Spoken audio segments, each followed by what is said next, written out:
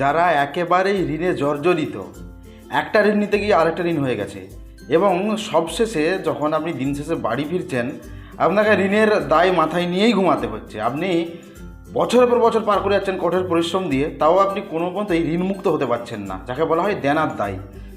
এমনটা নয় যে কিছু করলে আপনার ঋণ মুকুব হয়ে যাবে। ঋণ যাতে শোধ হয় সেই রকম একটি মাদুলি আমি বলে দেবো, যেটি যে কেউ করতে পারবেন।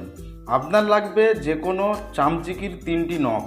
দেখছেন চামচিকি পাখার আঘাতে পড়ে আছে, একে আমি ছেড়ে দেবো নখগুলি কেটে, এর নখ আবার হয়ে যাবে। এই যে দেখবেন, এই যে নখ, এই 5টা করে, এক মানে মানুষের মতো 5টা করে, এই যে নখগুলো কাপড়ে দিলে বুঝতে পারতেন, ধরে নিচ্ছে নখগুলো।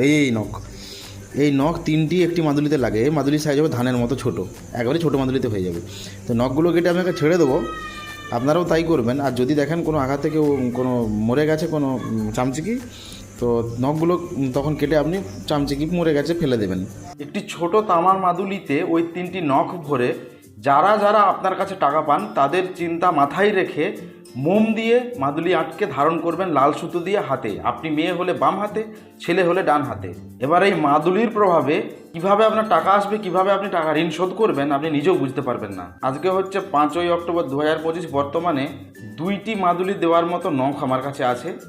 যদি কারো লাগে যোগাযোগ করতে পারেন। লাইক সাবস্ক্রাইব অবশ্যই করবেন।